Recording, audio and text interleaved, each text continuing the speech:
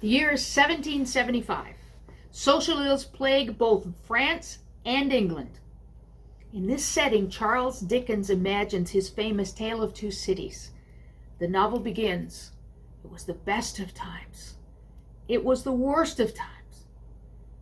But since Dickens has already told that story, I'll only borrow the opening line to tell you the story I'm about to reveal tonight. My story is called A Tale of Two Cows. The story of these two cows indeed tell a story which include the best of times and the worst of times. And so it begins. The best of times is set in a small city in southwestern Ontario, in the county of Oxford, and begins on November 18th, 1919, when a small Holstein calf was born on the Springbank farm of T.R. Dent.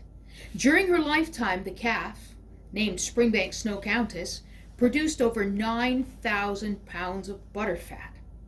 Apparently, that was an extremely impressive amount of butterfat for one cow to produce in those days.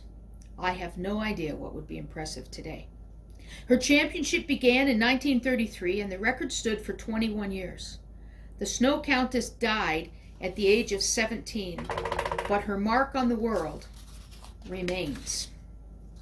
In 1937, the Holstein Association of Canada erected a monument in honor of the Countess, and it was unveiled on August 4th, 1937. That's 83 years ago next Tuesday. From that day to this, the monument of the Countess has stood proud on the streets of Woodstock and continues to grace the intersection of Springbank Avenue and Dundas Street in Woodstock to this day. Woodstock is the county seat for the county of Oxford, county which holds the title Dairy Capital of Canada, and continues to this day to be an important center for dairy products in the county, in the province, and in the country.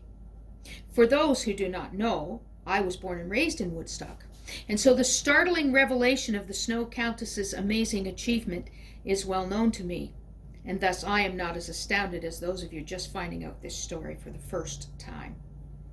I do, however, recall an officer coming to town many years ago. It must be many years ago, for I was still a young teenager. And I cannot remember if they were a guest passing through or if it was someone just embarking on an appointment to the Corps. But I remember clearly their initial observations of our dear little town.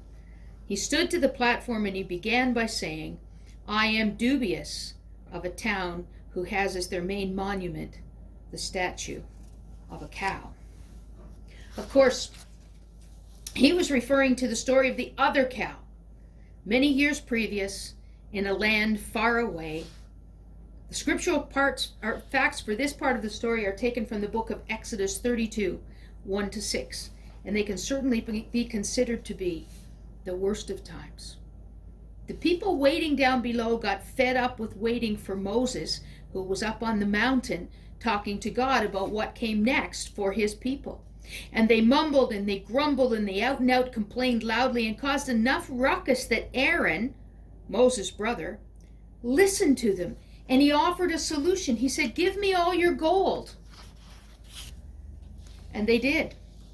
And it was melted down, and a golden calf was shaped and erected as an object of worship. Or if you'd like a more modern picture of this event, here it is. If you've been following the story in Exodus to this point, you will know that this just does not fit with what God was revealing to these people for their worship and daily living experience. Nor was it compatible with the covenant that they had agreed with to be in relationship with God alone. No other gods. But they got anxious and bullheaded, and yes, I intend for that pun. They decided to do things on their own terms.